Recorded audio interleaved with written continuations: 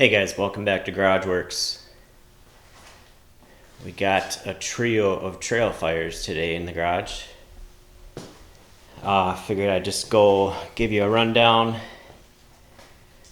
what they're about, what kind of work they need. So this one here, I believe I got this one about 8 years ago or so. It's in pretty nice shape. It's a 1982 340. When I got it, the guy said needed carb work. Hard to start. And I assumed it was the crank seals, and I was right. The crank seals were shot, so I put new crank seals in there.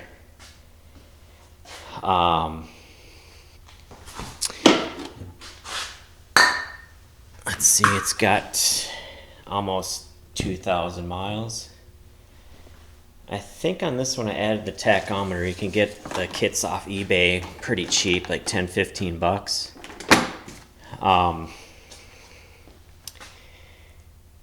Let's see what else. Oh, one thing, I replaced this gas cap at one point, but it wasn't vented and it was causing issues, so I drilled a little hole in the top here, and that took care of that. But yeah, this one's a pretty nice shape. I don't think it really saw much salt in its day, because it's like this cover's pretty nice, there's not much rust on it. And this one, I did a rubber track conversion. So this is like a mid-90s Polaris rear skid, and this is a skidoo track I had laying around.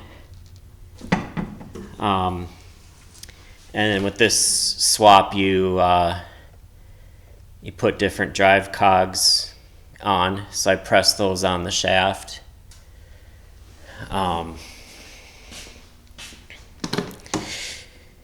Let's see. But yeah, this one's pretty nice. So on to the next one here. Got this one about a year ago for free. Didn't take much to get it running. I just drained the gas, cleaned the carb, and I don't think it had been sitting too long.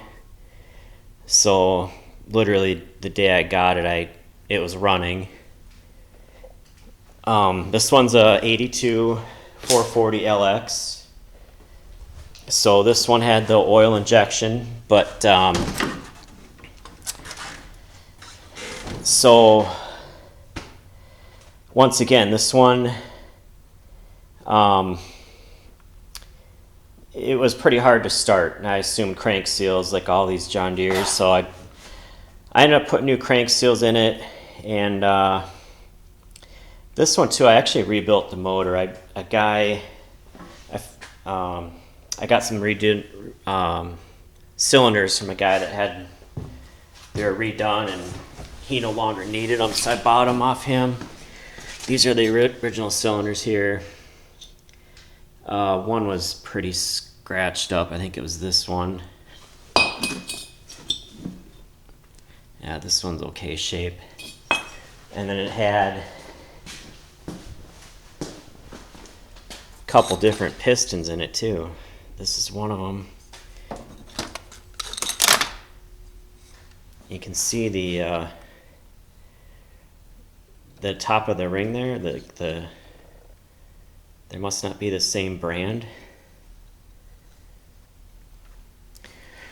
So that one had new piston rings, gaskets, all that good stuff.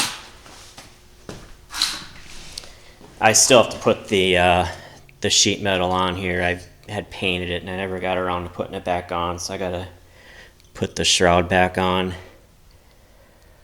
And this clutch was pretty bad shape. This one's got almost 3,500 miles. So this clutch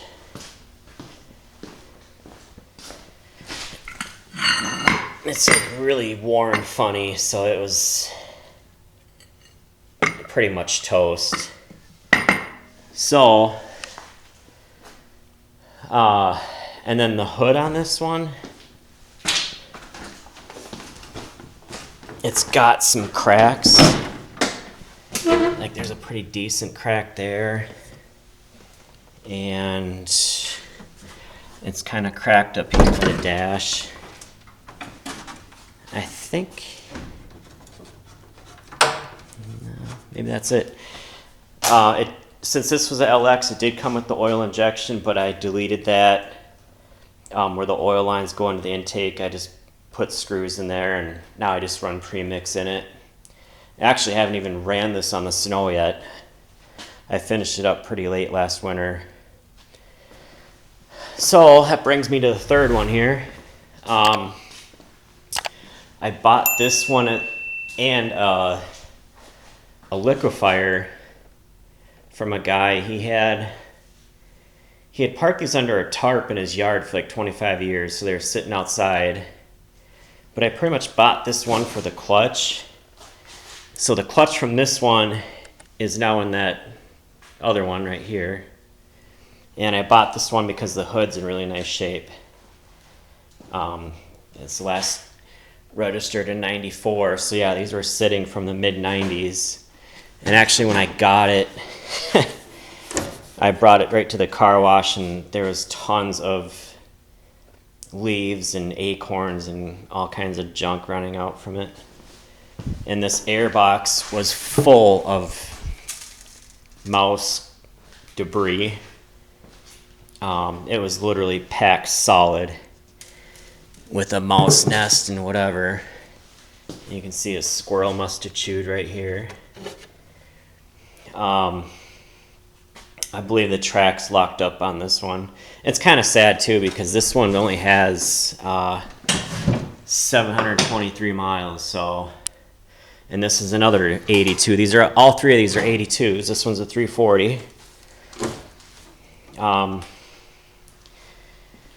Haven't really done much to this. I literally got it like right at the end of winter, and I just kind of tucked it away.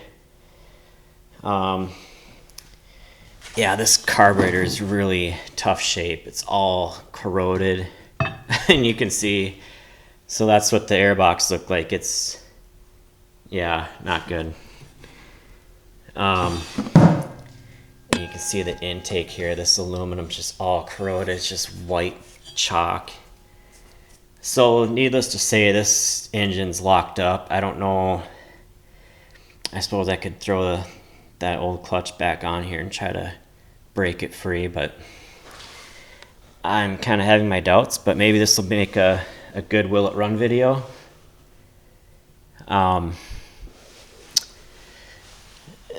This seat's kind of, the foam looks decent, but this cover is kind of coming up here. I haven't even looked at the track really. I think the track looks okay. So yeah, it's kind of sad that this thing sat outside like that, but what do you do? And then the liquefier that was part of this deal, I just sold that right away, like literally a few days after, because I just didn't want another project, and so I pretty much sold that for $100 more than I paid for the two. So pretty much got this one for free.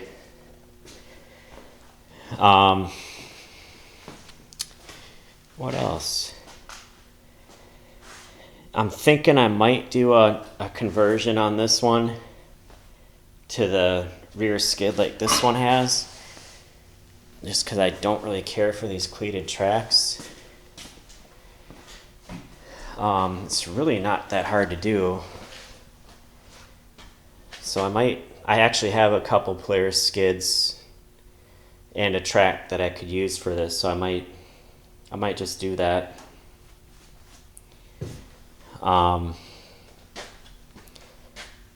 Let's see here.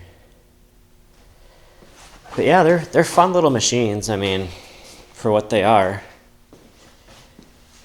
So yeah, these two have tachometers. I think I still have to hook that one up, but I wasn't sure how the wiring went, so I got to look at this one. You can still get a lot of parts for these, like this chain case gasket is like a modern, same as a modern Polaris, or like a, well, when I say modern, like, you know, mid-90s Polaris or whatever.